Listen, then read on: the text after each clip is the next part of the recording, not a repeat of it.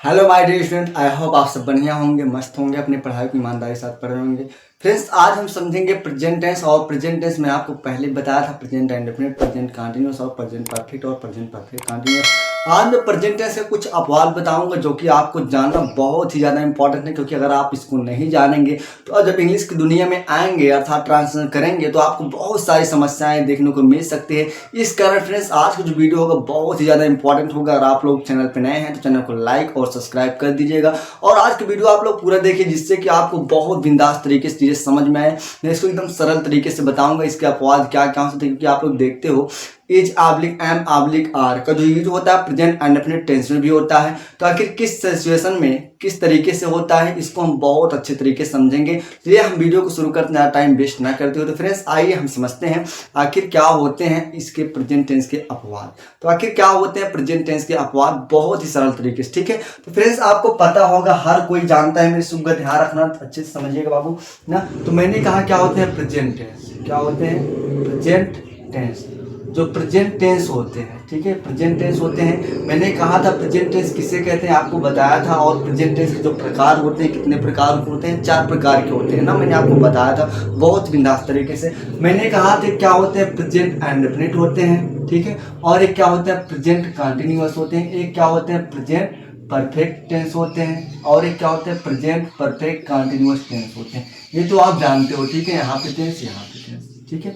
Present indefinite tense और present continuous और present perfect tense और प्रेजेंट परफेक्ट कंटीन्यूअस टेंस, ये मैं बहुत ही सरल तरीके से आपको बताया था, ठीक है। अगर आप वीडियो नहीं देखो तो इस वीडियो को देख ले, तभी आपको ये चीजें समझ में आएंगे आखिर इसके अपवाद क्या हो सकते हैं, ठीक है फ्रेंड। तो आपको पता होगा प्रेजेंट इंडेफिनिट जो टेंस होता है इसको 4 भागों में बांटा गया है, असर्टिव, निगेटिव, इंट्रोगेटिव और डबल इंट्रोगेटिव ना। तो प्रेजेंट टेंस में कहने का मतलब प्रेजेंट इंडेफिनिट टेंस में जो होता है, इसमें हेल्पिंग वर्ब क्या लगता है मेरे सुगा, आपको पता होगा, इसमें हेल्पिंग वर्ब लगता है डू ऑब्लिक डज। क्या लगता है, डू ऑब्लिक डज। ये आप अच्छी तरीके से जानते हो, कोई दिक्कत नहीं जी सर। और उसके बाद आपको पता होगा प्रेजेंट कंटीन्यूअस में क्या होता है, is oblique am oblique are, ये हेल्पिंग वर्ब लगता है, ठीक है। और उसके बाद प्रेजेंट परफेक्ट टेंस में जो होते हैं, हमने आपको बताया था हैज ऑब्लिक क्या होता है, हैव का यूज होता है। किसका यूज होता है मेरे सुगा, हैज ऑब्लिक हैव का यूज करते होता है ना। इतना तो आप अच्छी तरीके से जानते हो ना, प्रेजेंट इंडेफिनिट टेंस और प्रेजेंट कंटीन्यूअस और प्रेजेंट टेंस में जो है इस तरीके से आपको देखने को मिलता है।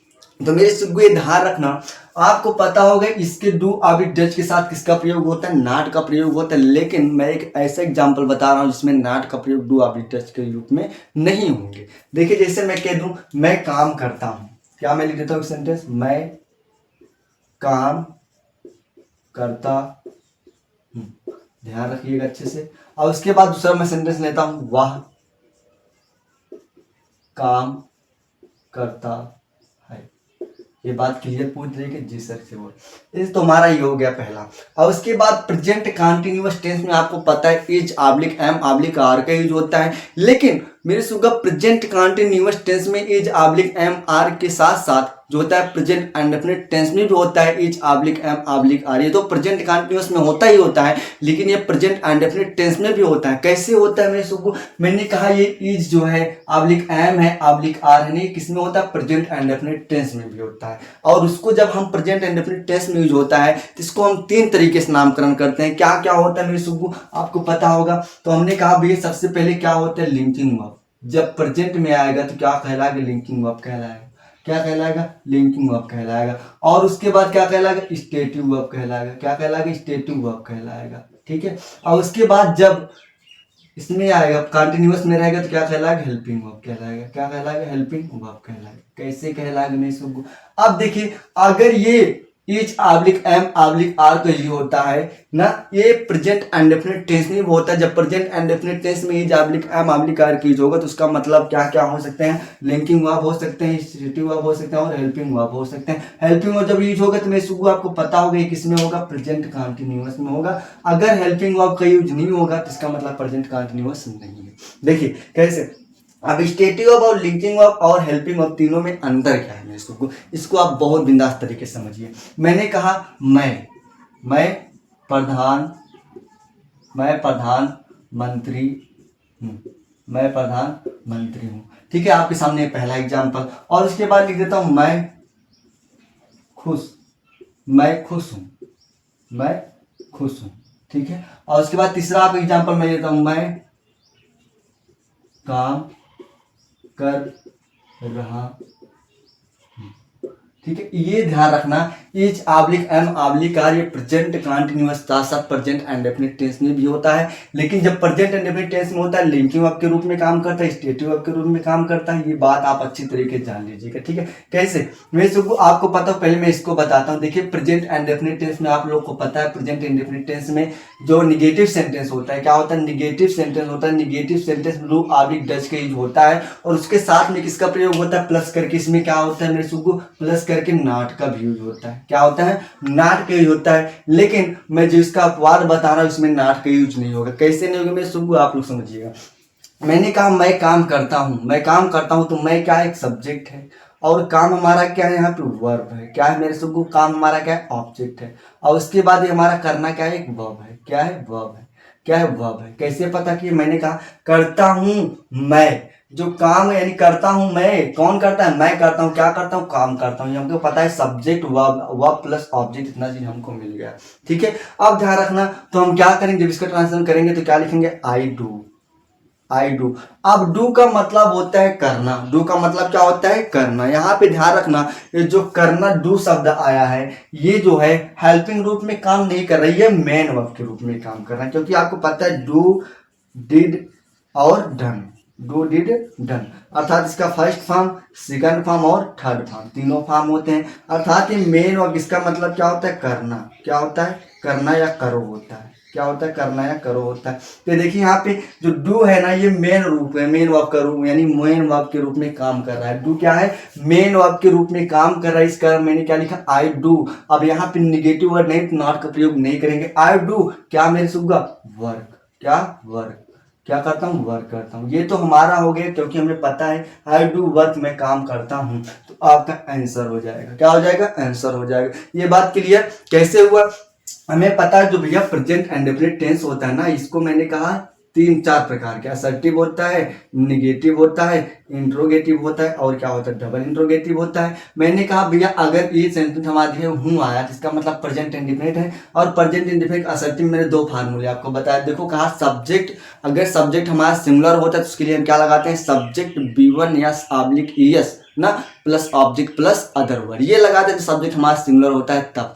और जब सब्जेक्ट हमारा क्या होता है, प्लूरल होता है, तो subject B1 plus object plus other word, ये लगाते हैं। बात क्लियर ना। तो देखिए यहाँ पे सब्जेक्ट हमारा प्लूरल था, तो देखिए यही फार्मूला लिखा है, सब्जेक्ट B1 प्लस क्या लगा है, object. Subject B1 plus object, यही फार्मूला, क्योंकि सब्जेक्ट हमारा क्या था, प्लूरल था। अब डू जो होता है, डू का मतलब होता है करना, ये मेन वर्ब के रूप में काम कर रहा है, इसलिए डू के साथ नॉट का यूज नहीं हुआ है। कोई दिक्कत नहीं, दिक्कत ना। अब उसके बाद जैसे मान लीजिए अगर मेरा सब्जेक्ट हमारा प्लूरल था, इसलिए हमने क्या किया, डू लगा दिया। अब जैसे मान लीजिए यहाँ पे सब्जेक्ट हमारा सिंगुलर होगा, तो हमें पता है सब्जेक्ट हमारा सिंगुलर होता है, सिंगुलर सब्जेक्ट होता है, सिंगुलर सब्जेक्ट होता है, तो उसके लिए हमें पता है सब्जेक्ट प्लस क्या होता है, मैं सब्जेक्ट प्लस B1 में यस ऑब्लिक ES का यूज होता है, प्लस क्या होता है, ऑब्जेक्ट होता है, प्लस क्या होता है, अदर वर्ड होता है। प्रेजेंट एंड डेफिनिट टेंस की बात कर रहा हूँ ना।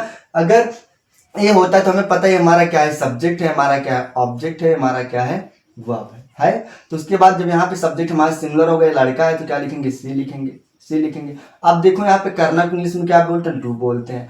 अब डू आया, देखो यहाँ पे, अब देखें यहाँ पे वर्ब के बाद यस, यस लगाना है, तो हमें पता है यस लगेगा कि यस लगेगा। आपको पता होगा जब किसी सेंटेंस के लास्ट में, किसी वर्ड के लास्ट में, जब किसी वर्ड के लास्ट में, जब किसी वर्ड के लास्ट में तो ओ आया हो, और यस यच आया हो, ओ एक्स आया हो, TH आया हो, CH आया हो, और उसके बाद CH आया हो, ETC आदि शब्द आते हैं, तो उसके साथ किसका प्रयोग करते हैं, हमें पता है ES यूज करते हैं। तो देखिए वर्ड है, वर्ड के लास्ट में क्या है, ओ आया, इसलिए हम क्या लगा देंगे, आप ES लगा देंगे। क्या हो जाएगा, सी डज।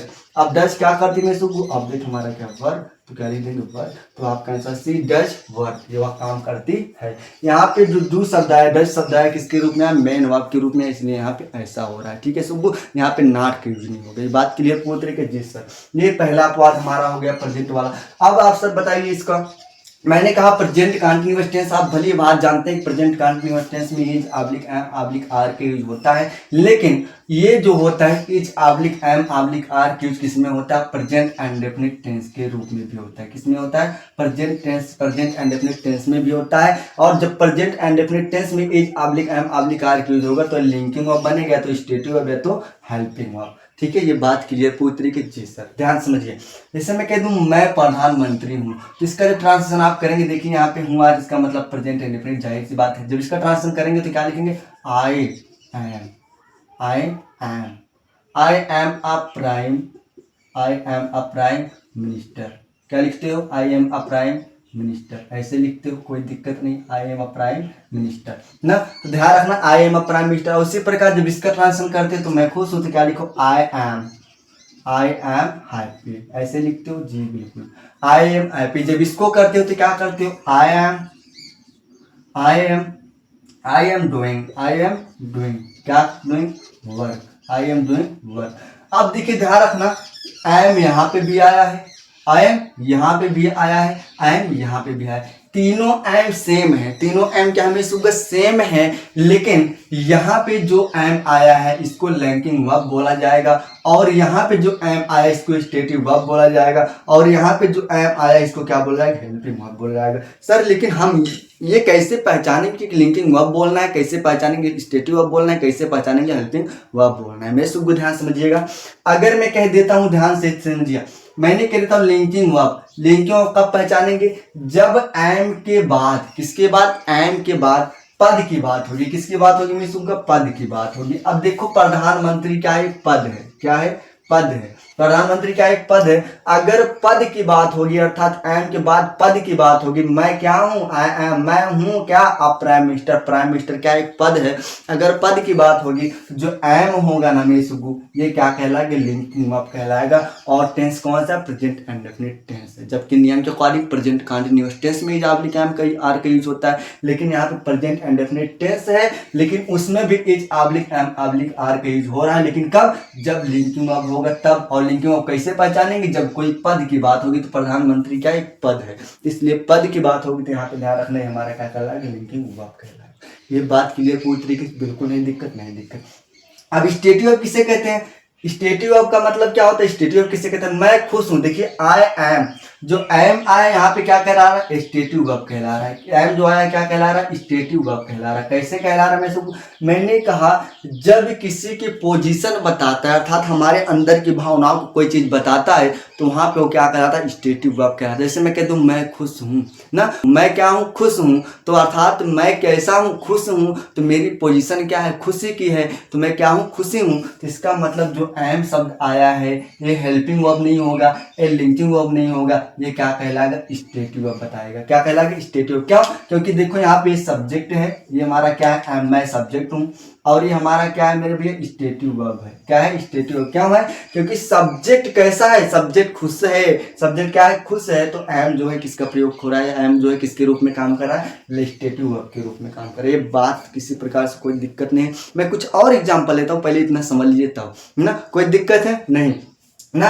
जब किसी के अंदर की भावनाओं को कोई प्रदर्शित करता है, बताता है, is oblique am oblique are, तो समझ लेना वहां पे स्टेटिव वर्ब के रूप में काम करेगा। जैसे मैं कह देता हूं, देखो मेरे सुगा, जैसे मैं कह दूं वह मेरे भाई हैं, वह मेरे भाई हैं, तो अब जब इसको लिखूंगा आर, देखिए यहाँ पे आएगा क्या, जब ट्रांसलेशन करूंगा क्या हो जाएगा, दे आर, क्या लिखूंगा, they are my brother, they are my brothers ना, दे आर माई ब्रदर्स। अब जो आर आया है ये नियम के अकॉर्डिंग किस में आता है, प्रेजेंट कंटिन्यूअस टेंस में आता है, लेकिन ये टेंस हमारा क्या है, प्रेजेंट एंड डेफिनिट टेंस है, लेकिन तब भी आर का यूज हुआ है। तो आर के जो है बताओ, लिंकिंग वर्ब है कि स्टेटिव वर्ब है, मेरे सबको ध्यान से बताइएगा, लिंकिंग वर्ब है कि स्टेटिव वर्ब है। अब देखिए यहाँ पे हमारा क्या है, स्टेटिव वर्ब है। क्या है, स्टेटिव वर्ब। कैसे पता किए, मैंने कहा दे आर माई ब्रदर, देखो यानी वह जो लोग हैं ना, वह जो लोग हैं क्या है, मेरे भाई हैं, तो यहाँ पे जो आर आया है क्या कहलाएगा, स्टेटिव वर्ब कहलाएगा। अगर मैं कह देता हूँ यहाँ पे पद की बात होगी, देखो ध्यान रखना, दे आर ना, जैसे मान ली कह दूं मैं उसका भाई हूं, मैं उसका भाई हूं। अगर ऐसे होगा तो क्या लिख दूं, आई am I M her brother, I am her brother. तो हर उसका भाई हूं, यानी उसका भाई क्या है, मेरा एक पद है, क्या है, पद है। तो एम जो हो गया यहाँ पे क्या कहलाएगा, लिंकिंग वर्ब कहलाएगा। बात समझ आए पूरी तरीके जिस तरह। अब सर स्टेटिव और लिंकिंग वर्ब आप बता दिए, लेकिन हेल्पिंग वर्ब कैसे पहचानेंगे? तो हमने कहा जो एम होगा, अगर एम के साथ is oblique am oblique are, is oblique am oblique are के साथ मेन वर्ब का फर्स्ट फॉर्म प्लस क्या आ जाए, आईएनजी आ जाए, मेन वर्ब का फर्स्ट फॉर्म प्लस आईएनजी आ जाए, तो इसका मतलब ये हमारा क्या कहलाएगा, क्या कहलाएगा, हेल्पिंग वर्ब कहलाएगा। तो यहाँ पे जो एम आया है क्या कहलाएगा, हेल्पिंग वर्ब कहलाएगा। इसका मतलब यहाँ पे जो एम आया है हमारा क्या है, हेल्पिंग वर्ब। क्यों हेल्पिंग वर्ब है? क्योंकि हमारा क्या है, सब्जेक्ट है, और ये हमारा देखो क्या है, मेन ऑफ का first form, main of first form में क्या लगा है, आईएनजी लगा है। तो जब मेन ऑफ का फर्स्ट फॉर्म हो ना, मेन ऑफ फर्स्ट फॉर्म में आईएनजी हो, उसके पहले अगर is oblique am oblique are का यूज हुआ, तो इसका मतलब क्या कहलाता है, हेल्पिंग वर्ब कहलाता है। ये बात पूरी तरीके से क्लियर, कोई दिक्कत नहीं है, नहीं दिक्कत होगा किसी प्रकार से, है ना, ये बात क्लियर। अगर मैं कह देता हूँ, ध्यान समझिएगा, अगर मैं कह दूं, ध्यान समझिएगा, अगर मैं कह दूं वाह, वाह एक बुरी, वह एक बुरी लड़की है, वह एक बुरी लड़की, हरकत नहीं चला, ध्यान समझिएगा सबका, लड़की है, वह एक बुरी लड़की है। तो मैं ऐसे इसको लिखूंगा, वह एक बुरी लड़की है, तो क्या लिखूंगा मेरे सबको, सी इज आ बैड गर्ल ना, सी इज अ बैड गर्ल, वह एक बुरी लड़की है। अब देखिए यहाँ पे सी इज, जो इज आया है ना, वाह उसके अंदर की भावनाएं कैसी है, बुरी हैं। तो अगर किसी के अंदर की भावनाओं को बताने का प्रयास करता है तो वहां पे स्टेटिव वर्ब कहलाता है। देखिए वह जो है कैसी है, बुरी है, इसका मतलब उसके अंदर क्या है भैया, बुराइयां हैं। तो यहाँ पे जो इज आया है क्या कहलाएगा, स्टेटिव वर्ब कहलाएगा। क्या कहलाएगा, स्टेटिव वर्ब कहलाएगा। और उसी प्रकार से मैं कह देता हूँ मैं डॉक्टर हूँ, क्या कह देता हूँ, मैं सुबह इसको मिटा देता हूँ, मैं कह देता हूँ मैं डॉक्टर हूँ, क्या कह देता हूँ, मैं डॉक्टर हूँ, मैं डॉक्टर हूँ ना। तो अब देखिए जब इसको लिखेंगे तो आई एम, क्या लिखेंगे, I am a doctor, I am a doctor, I am a doctor. तो यहाँ पे जो डॉक्टर है, डॉक्टर क्या है, उसका पद है, क्या है, पद है। डॉक्टर क्या है, पद है, मैं डॉक्टर हूँ, मेरा पद है क्या, डॉक्टर होने की। तो जो यहाँ पे एम आया है ना, ये क्या कहलाएगा, मैं सुबह, ये क्या कहलाएगा, ये कहलाएगा लिंकिंग वर्ब कहलाएगा, लिंकिंग वर्ब कहलाएगा। ये बात क्लियर पूरी तरीके से, कोई दिक्कत नहीं दिक्कत है। अगर is oblique am oblique are के बाद क्या main verb first form plus ING है, तो इसका मतलब ये क्या कहलाता है, हेल्पिंग वर्ब कहलाता है। ये बात क्लियर, बिल्कुल क्लियर। इसका मतलब ये तो पूरा आप जान गए। अब देखिए यहाँ पे हैज आब्लिक हैव का यूज हुआ है, हैज आब्लिक हैव का यूज हुआ है। अभी हम इसको थोड़ा क्लीन कर लेते हैं जिससे कि आपको समझाने में कोई दिक्कत ना हो ना। अब देखिए इसको मिटा दे रहे हैं, ठीक है। अगर मैं कह रहा हूँ यहाँ पे देखिए, अगर मैं कह रहा हूँ हैज, जो हैज होता है क्या होता है, हैज आब्लिक हैव होता है, हैज आब्लिक हैव होता है। आपको पता है ये केवल किस में होता है, प्रेजेंट परफेक्ट टेंस में होता है। किस में होता है, प्रेजेंट परफेक्ट टेंस में होता है। लेकिन अगर मैं कह दूं ये प्रेजेंट परफेक्ट टेंस के साथ साथ किस में होता है, इसका मतलब होता है पास। इसका मतलब ये पास के लिए भी यूज किया जाता है। किसके लिए होता है, पास के लिए होता है। जैसे मैं कह दूं I have a car, I have a car. और मैं कह दूं he has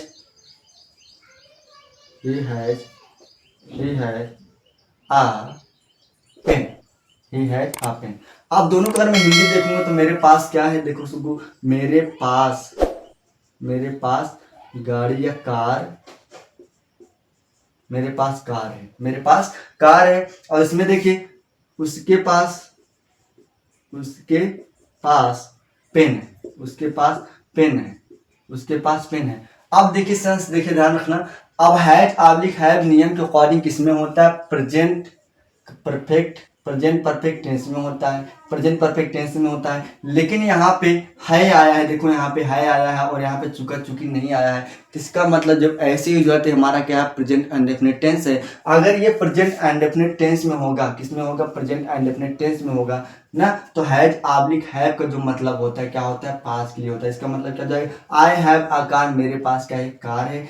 he has a pen, उसके पास एक क्या है, पेन है। लेकिन सर हम ये कैसे जानेंगे कि प्रेजेंट इंडेफिनिट के लिए यूज हो रहा है कि प्रेजेंट परफेक्ट टेंस के लिए हो रहा है ना, हम इसको कैसे जाने कि प्रेजेंट परफेक्ट के लिए हो रहा है। तो ध्यान रखना सुब्बू, अगर कभी भी has oblique have has oblique have के बाद मेन वर्ब का थर्ड फॉर्म मिल जाता है, मेन वर्ब का थर्ड फॉर्म मिल जाता है, तो उसका मतलब क्या होता है, चुका चुकी हो जाता है, चुका चुकी चुका चुकी चुके हैं ना। जैसे मैं कह दूं क्या, मैं घर जा चुका हूं ना, मैं घर जा चुका हूं। अब देखिए आई हैव प्लूरल था तो हैव लगा दिया, I have gone, I have gone, I have gone to house, I have gone to house. तो यहाँ पे देखिए जो गॉन शब्द आया मेन ऑफ का क्या है मेरे सुग्गा, मेन ऑफ का थर्ड फॉर्म है, मेन ऑफ का थर्ड फॉर्म है। और इससे पहले किसका प्रयोग हुआ है, हैव का यूज हुआ है, किसका प्रयोग हुआ है, हैव का। अगर हैज ऑब्लिक हैव के बाद मेन ऑफ का थर्ड फॉर्म हो जाता है ना, मेन ऑफ का थर्ड फॉर्म पाया जाता है, तो हमारा टेंस किस में जाता है, प्रेजेंट परफेक्ट टेंस में जाता है। किस में जाता है, प्रेजेंट परफेक्ट टेंस में जाता है। अगर इसके बाद मेन ऑफ का थर्ड हैज ऑब्लिक हैव के बाद मेन ऑफ का थर्ड फॉर्म नहीं मिलता है तो उसका मतलब होता है पास के लिए यूज किया जाता है। जैसे देखिए यहाँ पे हमारा सब्जेक्ट है, सब्जेक्ट के बाद हैज ऑब्लिक हैव, लेकिन यहाँ पे क्रिया नहीं हुई, कोई एक्शन नहीं हो रहा है, कोई एक्शन है, तो इसका मतलब हमारा पास के लिए क्या हो जाएगा, मेरे पास एक कार है।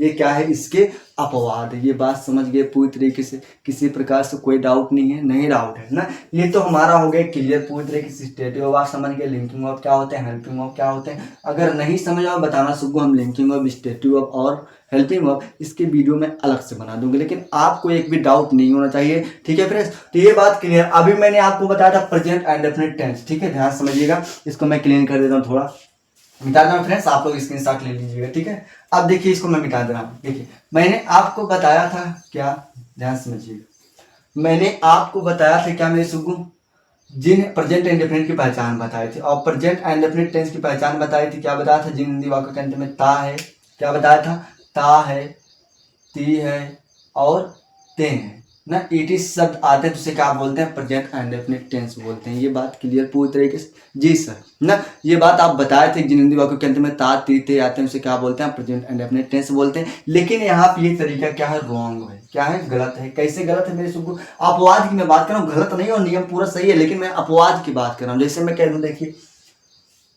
वाह अमिता,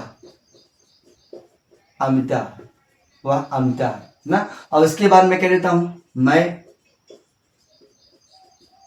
अमित हूं, मैं अमित हूं। तो अब देखिए सेंटेंस के लास्ट में आप देखिए, अगर आप लोग कहेंगे सर आप ऐसे बताए थे जिन के अंत में ता होता है, ती होता है, ते होते हैं, उसे बोलते हैं प्रेजेंट इंडेफिनिट टेंस बोलते हैं। तो देखिए यहाँ पे ता आया, यहाँ पे भी ता आया, ये भी हमारा क्या है, प्रेजेंट इंडेफिनिट टेंस है। क्या है, प्रेजेंट इंडेफिनिट टेंस है। अगर प्रेजेंट इंडेफिनिट टेंस है, चलो मानते हैं, ये हमारा क्या है, हमने पहचान बताया था, ता है आया, ता है, इसका मतलब प्रेजेंट इंडेफिनिट टेंस है। और present indefinite tense assertive, negative, interrogative और डबल इंट्रोगेटिव इतने प्रकार के होते हैं, आपको बताया था ना। तो नहीं शब्द का प्रयोग नहीं, तो इसका मतलब निगेटिव नहीं है। इंट्रो क्या शब्द पहना है, तो इसका मतलब इंट्रोगेटिव नहीं है। और यहाँ पे देखिए कब कहाँ क्यों आज वाक्यों के बीच में, इसका मतलब डबल इंट्रोगेटिव भी नहीं है ना। तो हमारा क्या है, असर्टिव है। और हमें पता है असर्टिव में दो फार्मूला होता है, एक होता है सब्जेक्ट B1 प्लस क्या होता है, ऑब्जेक्ट, और एक क्या होता है, सब्जेक्ट होता है B1 होता है, B1 के बाद यस ऑब्लिक ES होता है, प्लस क्या होता है, ऑब्जेक्ट होता है। कब, जब सब्जेक्ट हमारा प्लूरल होता है, सब्जेक्ट हमारा क्या होता है, प्लूरल होता है, तो उसके लिए ये वाला फार्मूला होता है।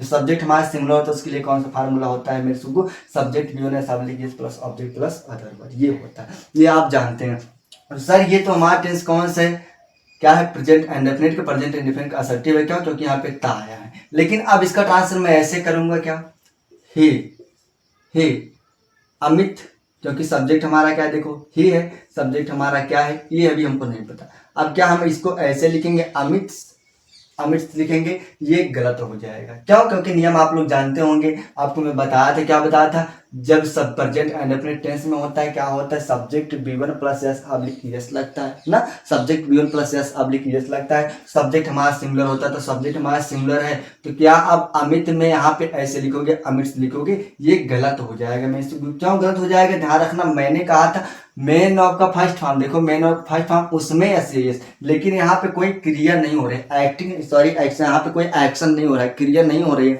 अर्थात जब यहाँ पे क्रिया नहीं है तो इसका ट्रांसलेशन जब करोगे मेरे सुबुत क्या हो जाएगा ना, ही सॉरी क्या हो जाएगा, सी क्या हो जाएगा, सी इज क्या हो जाएगा, अमिता क्या हो जाएगा, अमिता। अब यहाँ पे इज का प्रयोग हो गया, क्यों होगा, प्रेजेंट इंडेफिनिट टेंस में है, लेकिन प्रेजेंट इंडेफिनिट टेंस में इज ऑब्लिक आपका आर का यूज नहीं होता है, लेकिन यहाँ पे हो रहा है। क्यों हो रहा है मेरे सुबह, मैंने कहा देखो यहाँ पे ये हमारी क्या है, नाउन है, क्या है, नाउन है और नाउन होगा तो ध्यान रखना अब इज जो प्रयोग हो रहा है किसके रूप में हो रहा है, मैं इसको लिंकिंग वर्ब के रूप में हो रहा है। किसके रूप में हो रहा है, लिंकिंग वर्ब के रूप में हो रहा है। किसके रूप में, लिंकिंग वर्ब। हमारा इज क्या है, लिंकिंग वर्ब है और प्रेजेंट इंडेफिनिट टेंस है, लेकिन इज का प्रयोग हो रहा है लिंकिंग वर्ब के रूप में हो रहा है। ध्यान रखना यहाँ पे ताती आया है बेशक, लेकिन क्रिया में अगर मैं इसे कह दूं, मैं जैसे मैं कह दूं वाह जाती है ना, अगर ऐसे करता हूं तो क्या कहते हो, सी ना, उसके बाद मैंने फाउंड जाना क्या बोलते हैं, गो, क्या बोलते हैं, गो, और इसमें एस लगा दो, ही गोज कर देते हो ना।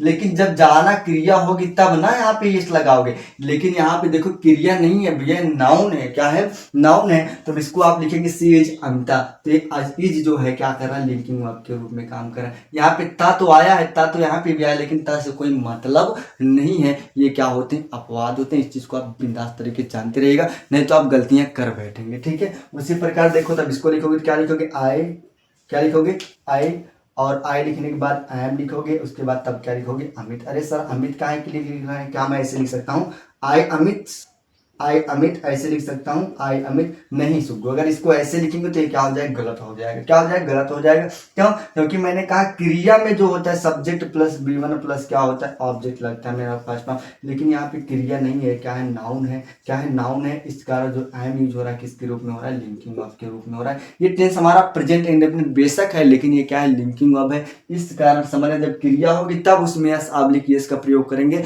नहीं तो नहीं करेंगे। कोई नाउन होगा और कुछ होगा तो वहां पे नहीं करेंगे, केवल क्रिया में आपको यस लगाना है, यस हटाना है, बाकी और नहीं करना है। बात समझ में पूरी तरीके से। ये होते हैं प्रेजेंट इंडेफिनिट टेंस के, प्रेजेंट टेंस से क्या होते हैं, अपवाद होते हैं। इस चीज को आपको जानना होगा और वीडियो ज्यादा से ज्यादा लोगों के पास शेयर कीजिएगा, क्योंकि जो लोग नहीं जानते हैं, कुछ लोग बहुत अच्छी तरीके से जानते हैं, लेकिन कुछ लोग नहीं जानते, उनके पास जो है वीडियो पहुंचाइएगा, जिससे उनको एक समझ मिल सके। क्यों, क्योंकि जब आप इंग्लिश की दुनिया में आते हैं फ्रेंड्स, तो जाहिर सी बात है ऐसे चीज आप लोग देखते हैं वहाँ पे प्रेजेंट इंडेफिनिट टेंस होता है, लिंकिंग वर्ब, स्टेटिव वर्ब होता है। आप नहीं समझ पाते हैं प्रेजेंट इंडेफिनिट में, जबकि प्रेजेंट इंडेफिनिट में नहीं लगता है is oblique am oblique are क्यू, लेकिन यहाँ पे प्रेजेंट इंडेफिनिट टेंस में हो रहा है। तो ये क्या होते हैं, कुछ इसके अपवाद होते हैं। केवल आपको सीखना है इन सब चीजों को, और धीरे धीरे सीख के आप बहुत बिंदास तरीके से कर ले जाएंगे। ठीक है फ्रेंड्स, चलिए फ्रेंड्स मिलते हैं नेक्स्ट वीडियो में, तब तक के लिए धन्यवाद। और ऐसे ही वीडियो को पाने के लिए आप हमारे चैनल को लाइक और सब्सक्राइब कर दीजिएगा। धन्यवाद फ्रेंड्स, बाय बाय, मस्त रहिए।